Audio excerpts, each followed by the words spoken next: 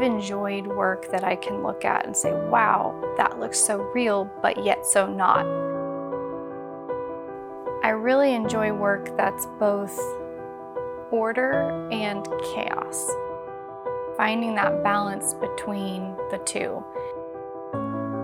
It's real, but still a little chaotic, or there's still imagination there there's still a story to be told. It's not a fully finished piece that looks like a photograph.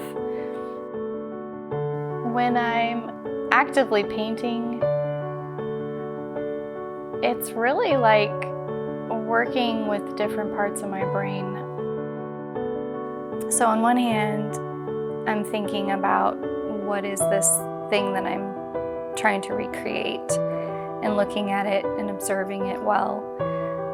And then the other part of me, which is more intuitive, might have ideas as well. And so I'm trying not to stifle either side and be in tune to what instincts might pop up, but for the most part still being able to see something so accurately and so well.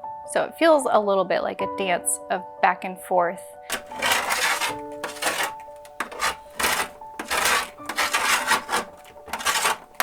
See why I make a giant mess in here. At some point I figured out that I need a lot of boundaries and I need a lot of structure in order to have that space to play and have fun. And so I set up some type of structure. Like for me, having a very limited palette, I only can use 2 or 3 colors. I don't think that I've ever felt pressure to grow as an artist. I think that it's something I can't help but to want to do. A begonia, it's a beefsteak begonia. And my mother-in-law has it. And about 8 years ago, I got one and started it. And I've just always loved the shape of the leaves and the way the light hits them. And they have like 2 sides of different colors. And so when the light hits them and those colors shine in such a variety, I was looking at it one day and was like, I can't believe I've never painted that. And so that just really inspired me to paint these big, leafy, colorful, luminous paintings.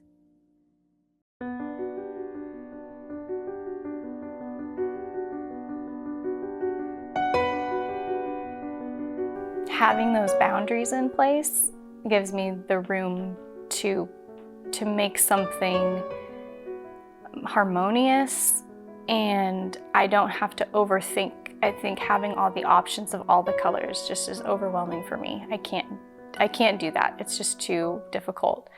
So somewhere along the way, I figured out that limited palette is really helpful to have that. And so that's one boundary that I give myself. I also really need to have my composition kind of set in place. I need to kind of already have that structure in place, and so I repeat the same scene of the same thing over and over again, because that's just another boundary for me that I can work within. And it's fun to see all the different ways that something so limited can grow to be something so vast and different still. I rotate through different scenes. I'll do a collection of one series and then rotate to the next, and then I come back to it. I do fruit bowls and treescapes, these begonias, and then I have the bird series. This has kind of been my latest subject that I've been pouring into, but I still like to kind of dabble in the other ones as well. And I think I love that about art, is that there's still something left to the viewer's imagination. So I do like to put in some vague suggestions of what is there, but not tell the whole story. This one was like a window, but I didn't want it to look just like a window. I just really liked the shape of the window behind those round leaves. If I'm not in the right mood or headspace, I just don't usually paint. I maybe focus my efforts somewhere else. I can usually tell when I go in the studio, am I gonna be productive with the way I'm feeling right now, or is it gonna be a frustrating process that I, just throw something out and can't do it. So I think knowing kind of where my headspace is really helpful to whether I'll be productive or not.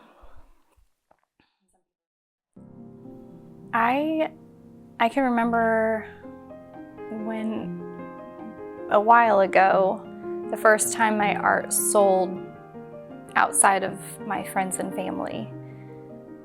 I had some friends that owned a boutique and they offered to put my art in their boutique. And I was kind of like, oh, I'm sure it won't sell, but we'll see.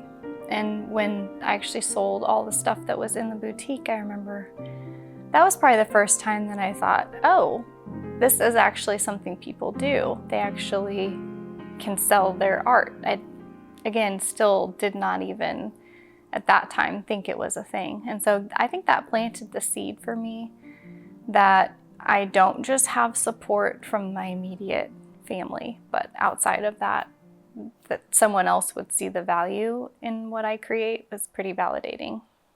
During the time that I was taking in a lot of commissions, I remember other people would say, oh, you're such an artist. And I never really saw myself that way. Not until a little bit later, but at one point I can remember looking back on my own work to give me inspiration for the next thing I was getting ready to do. And I remember that feeling of, wow, this must be what it feels like to be an artist, because my own work inspired me, not somebody else's. And that was really encouraging to keep going, because that little bit of feeling, I wanted to feel that again and again.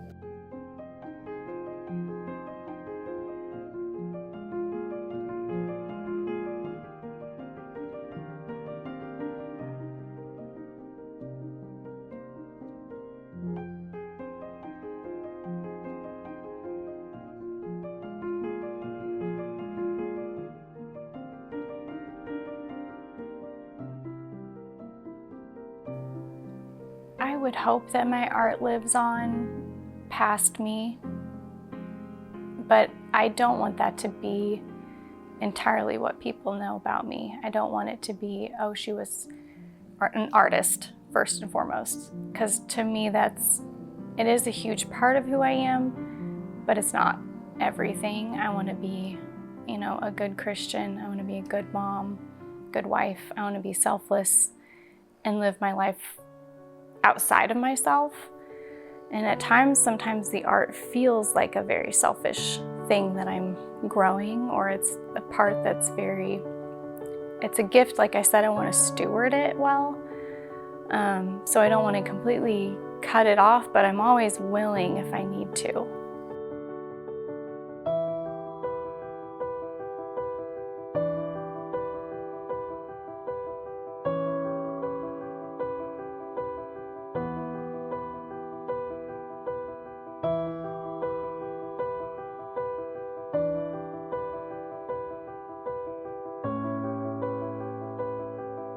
Yeah, I wouldn't want that to be the only thing that lives on, but it would be really neat.